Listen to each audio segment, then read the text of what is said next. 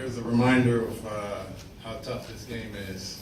You know, you go into All-Star break with an emotional high on Tuesday and try and finish out your last game, you know, with not the same atmosphere and a team that has lost 18 in a row, and we played as if we assumed we were going to come out and win tonight, and that's you know, it's good for them, good for us, and the lesson is learned. We learned a lesson tonight. We learned that this is the NBA, and there's the guy asked me last game after the game, was this our best win of the year against the Lakers? And I told him every win is a good win for us, and I really meant that, because every person, every team understands in the NBA you can win on any night, you can lose on any night, and we lost tonight because we deserve to lose tonight. Coach, the Knicks turned out 14-0 and were up as much as 17 in the first quarter. While the Hawks were able to come back to tie, do you think too much energy was expended in that? There was never any energy expended tonight. You know, I thought they just slowed down and we started to make a couple of shots. We didn't play good basketball. Even when we brought the game to a halt, we weren't playing good basketball. We weren't playing together, and we weren't playing with effort. And so that's why we weren't able to sustain it even when we brought it back. There was no momentum. There was no run. We just got ourselves slowly back into a game that we never were really in. You mentioned feeling like this is a game that you felt your team assumed they were going to win. Do you sense that before the game at all? Do you sense any lack of urgency? No, if you've been in the NBA a while, you understand these type of games. You know, matchups, marquee matchups, big games, things like that. You understand. You understand that these games happen all the time, and really they happen to teams like the Warriors and like the Rockets that are, you know they're going to the playoffs, and they've been in this position before, and they got a marquee matchup coming up. So been in this situation a lot of times where you can overlook an opponent or you can downplay a game, especially after coming off an emotional high like we did with the Lakers. So you can sense that, and you can anticipate that, and you try and prepare your team to find ways not to fall into that trap, and we fell into the trap today. We just didn't have any effort or any fight. Coach, the Knicks don't have many wins, and as you mentioned, they're just coming off an 18-game losing streak, but several of their wins have been against our Hawks. Do you think it's a matchup issue with the Knicks? No, it's a different team. The team we played last didn't have Dennis Smith or DeAndre Jordan, didn't have Kadeem Allen. It's a different team. It's definitely not a matchup problem. Tim Hardaway Jr. was our problem the first two games we played, and he's no longer here. So it's just the effort. It's about us. It's not what happened with us and the Knicks. We didn't approach the game the way we needed to approach the game, and that was the real issue. Coach, considering your expectations entering this season, how would you rate or grade this team entering the All-Star break? You know, pretty much where I think most of us would have anticipated it. You know, early on in the year, the biggest challenge I know I was going to have was the teaching, trying to educate 3 rookies and a bunch of guys I've never worked with, a lot of schemes, terminology, and install an offensive playbook and try and execute it. And so, you know, I talk about October and November being a lot of thinking and not playing and not reacting. And so, you know, early struggles are a result of that. You know, everyone's new, including the players and myself.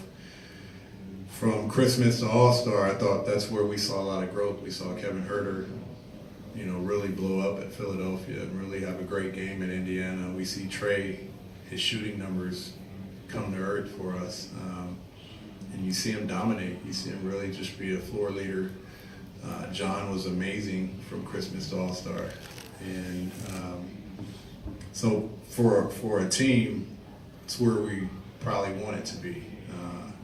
Teaching, learning, experiencing the NBA for the first time for the first 2.5 months. The next 2 months, next month and a half, whatever it is, putting it together and having fun and having a spirit. And so now we're in the final thirds from All-Star to the end of the year, where we have to learn as pros how to approach games like this and the rest of the year. From a professional standpoint, from a growth standpoint, and to gain as much experience as we can. It's important for Amari Spellman to go into the offseason with a lot of film to watch on himself.